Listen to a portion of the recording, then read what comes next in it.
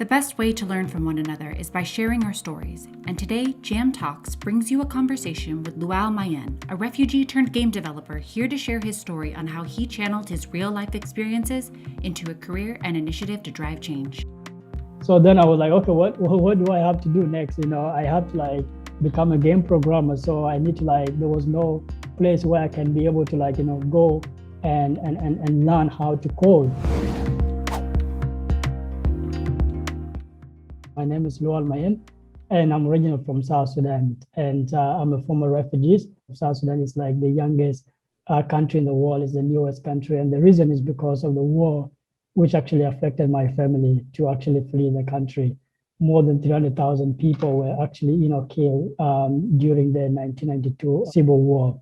It was a journey of life and death. And I lived in a refugee camp for more than 23 years, and my family lived there for 25 years. So it became like a permanent home for them. I remember the first time I saw a computer was during a refugee registration. I was like, what is that? I asked my mother, and she was like, that's a computer. And I was like, how did you even know it?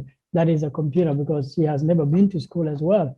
So, and by that time was the time I realized that, wow, I really want to learn this. I don't know what it's going to take me to be able to use a computer. So it was just that moment that really changed my life. And so I remember I came to my mother and I was like, yeah, Mom, I need to buy a computer. And she looked at me and she was like, where are we going to get a computer from? Where are we going to get the money? But because she was a mother to me, she really wanted to invest in me. And she worked so hard. She worked for 3 years looking for $300 to buy for me a computer. And then I remember she came to me and she was like, hey, Lual, this is a computer. This is the money that you can go and use to buy a computer. I was like, wow, how did you even get the money? How did, it was that moment I was like, wow, I need to now buy my computer and be able to train myself in a refugee camp. So that moment I asked myself, now I have the computer. What can I do with it? Where can I be able to charge it? Because there was no power within the refugee camp. So then I remember finding a place where I have to work every day, 3 hours per day to go and charge my computer. And then a friend of mine installed for me a video game called Grand Theft Auto on my computer. So I came back home, and when I started playing, I then realized that, video games are really very powerful tool that can be able to engage us. I'm from a country where almost 73% of the population are under the age of 30. They're young people. They were born in war. They were raised up in war. So when I started playing the video game, I was like, maybe I can create something that can be able to help, kids in the refugee camp so that they can be able to play. So then I was like, okay, what do I have to do next? I have to become a game programmer. So I need to there was no place where I can be able to go and learn how to code. So I started getting online tutorials on a flight drive. So I would just go and work and then get the tutorial. Then I would come back home and then watch the tutorials, how to design a video game and all those things. I started learning Unity. I created my first video game in the end of 2016.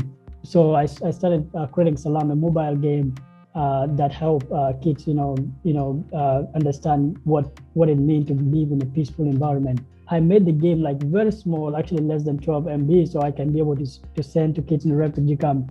The whole thing was just to be able to create something so that these kids in the refugee camp have something they can be able to play. I was like, what is the next thing? What can I do? So I uploaded the APK on my Facebook page, and I'm like, hey, I made a game. And then a friend of mine in Germany, he shared it. Then the game kind of more people start sharing the APK. Then some folks from the industries start reaching out to me, and I began to start my journey of creating video game, and started my company. I just started my foundation as well. So my foundation is going to be helping kids in refugee camp learn how to code and also learn how to play video game so that they can be able to stream. So that's something I started recently, and I'm really excited about that. If you enjoyed this Jam Talk, be sure to give this video a thumbs up, and don't forget to hit that subscribe button. To check out more from Lual on CNN's Tech for Good, click to your right. And for more videos on life at Jam City, click to your left.